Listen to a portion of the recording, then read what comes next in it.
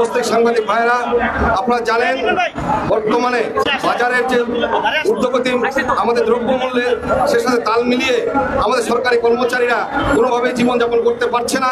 এ পর্যায়ে আমরা অনতিবিলম্বে আমাদের 5 দফা দাবি, সেই 5 দফা দাবিতে আমাদের অনতিবিলম্বে পে কমিশন ঘোষণা করা এবং সিলেকশন রেট, টাইম স্কেল সহ আমাদের সকল যে আগের যে সুযোগ সুবিধা সেগুলো প্রদান করার জন্য আমরা বিনীত অনুরোধ জানাচ্ছি সরকারকে। আপনারা দেখেছেন বর্তমানে আমরা যে পরিমাণ বেতন পেয়ে থাকি সে বেতন দিয়ে বর্তমানে আমাদের ছেলেমেয়েদের সন্তানদের শিক্ষা ব্যয় নির্বাহ করা, চিকিৎসা ব্যয় নির্বাহ করা অত্যন্ত কষ্টকর হয়ে দাঁড়িয়েছে। এ পর্যায়ে আমরা অনুরোধ করব বর্তমান বাংলাদেশের যে ব্যয় আমাদের চিকিৎসা ব্যয়, শিক্ষা ব্যয় সহ বহন করার মতো আমাদেরকে একটি নতুন পে স্কেল ঘোষণা করার মাধ্যমে আমাদেরকে সরকারি কর্মচারীদেরকে বাঁচানোর জন্য অনুরোধ জানাচ্ছি।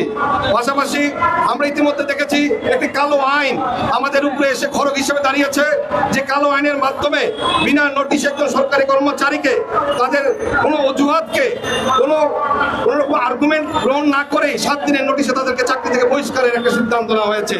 আজকের এই সমাবেশ থেকে আমরা তীব্র নিন্দা ও প্রতিবাদ জানাচ্ছি। পাশাপাশি বলতে চাই আমরা এই আইনটাকে বাতিল করার জন্য অনুরোধ জানাচ্ছি। যদি বাতিল করা না হয় তাহলে সরকারি কর্মচারীরা তাদের উপরে অর্পিত দায়িত্ব তারা মানসিকভাবে পালন করতে পারছে না। তারা সারাক্ষণ চিন্তায় এবং সারাক্ষণ তারা দুশ্চিন্তায় থাকে, খড়গ হিসেবে নেমে আসবে। তাই আমরা মনে করি সরকারি কর্মচারীদেরকে একটি নিরাপত্তা বলয়ে এনে আমাদেরকে চাকরি করার সুযোগ দিতে হবে। ইতিমধ্যে আপনারা জানেন আমাদের সরকারি চাকরিজীবীদের জন্য শৃঙ্খলা বিধিমালা রয়েছে, সেই বিধিমালার আলোকেই আমাদেরকে সকল শাস্তি ব্যবস্থা গ্রহণ করা যায়। কিন্তু আমরা এই আইনটাকে আমরা নতুন একটি কালো আইন হিসেবে আখ্যায়িত করতে চাই। এই কালো আইনটার মাধ্যমে সরকারি কর্মচারীরা তাদের নিরাপত্তাহীনতায় ভুগছে, তারা সার্বক্ষণিক দুশ্চিন্তায় থাকে।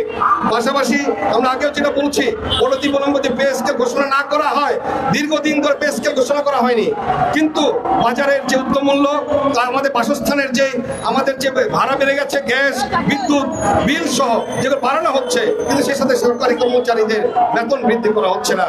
আমরা যে চিকিৎসা ব্যয় বহন করার মতো আমাদের সন্তানদেরকে নিয়ে সুচিকিৎসা দিতে পারছি না, তাদের শিক্ষা ব্যয় আমরা বহন করতে পারছি না।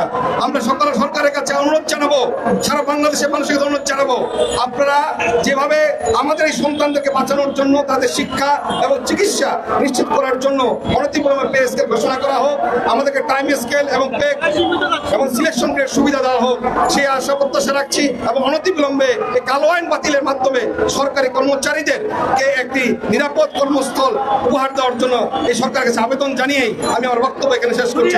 ধন্যবাদ সকলকে।